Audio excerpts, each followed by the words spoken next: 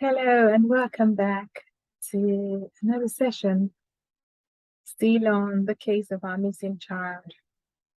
Today I want to look at the pride of life. It's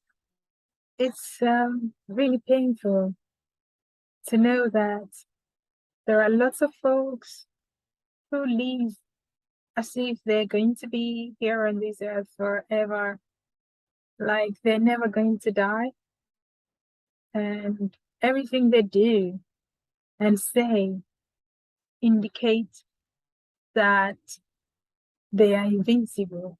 They are above death. It's as if they've made a deal with death, so it will never come to them.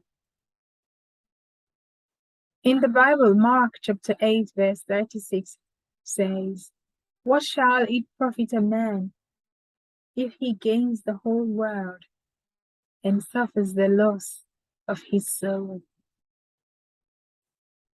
I'm directing this to the titled person who is in charge of the location where baby testimony disappeared from, the patron, the grandmaster, the owner, or the person who's in charge. What will be your gain to suffer the loss of your soul after you've enjoyed everything in this world? And this is not just only to him. His supporters, his followers, his worshippers, those who see him as God, infallible, beyond mistakes. What shall it profit you to gain this world, to have all those billions, to be the beneficiary of a few millions, a couple of thousands, and in the end you go to hell? What is the gain? You're all gathering already in a place, in a location that is supposed to be a holy temple to God. But you guys do not know God. Because if you do know God, Ruth Matthew wouldn't be in this mess, because she came to your messy shrine. If you knew God, we wouldn't even have heard about this case. Her child would have been found and everything's ended, maybe in a week or two, or a day or two after he vanished.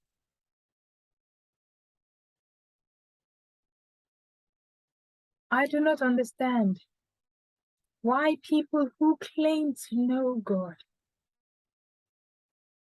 have pleasure, are happy to see another human, a disabled woman for that matter, suffer just because she came to your premises in search of help. She came thinking that there was hope. Miracles are claimed to be performed in that place. I've seen videos and videos of various fake miracles, that's what they are. A real cripple showed up and you couldn't show your expertise. You guys gather there regularly. You have various programs. You have all kinds of schedules, events. And when I see them, there's nothing that even looks like it's a church. It's a gathering of God's people. There's nothing. All I see is worldliness, pride, emptiness, mechanical stuff, screaming and shouting.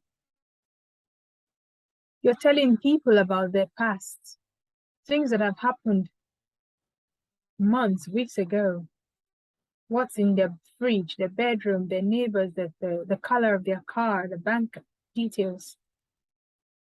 They call them prophecy. Not By the way, this goes on everywhere. What is your gain? What do you intend to gain? If at the end of this life, you find yourself in hell with the devil whom you are living for now, who will you blame? God has made the provision. The Bible is there. There are genuine men of God.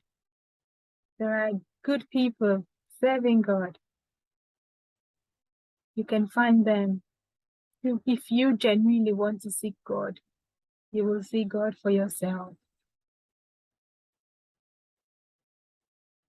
This case of the missing child is lingering because certain people have refused to do what is right by the child and for themselves. So I'm asking, what do you profit? What is your profit with all the billions that you claim to have? And at the end of this life, you're lost for eternity. Even if it's only 100 years, it is still too long to suffer with the devil. I'm praying for God to touch your heart. You, who's the owner, in charge of that place where baby testimony got lost. I'm praying for your members, the people who worship you, who come to worship with you. I'm praying for God to touch you guys, to set you people free, so that you will have kindness in your heart. The love of God will make you love Ruth Matthew. See her as your sister and return her child. Or do something, help her to find that child. Dearly beloved people of the world, you've got nothing to lose if you lived for Jesus Christ while you're alive and die and discover that oh, it's all fake. What would be your plan? What's your plan B? When you die and see that you have made a gravest error of your life, and now you're going to live for eternity lost. I leave you with that question.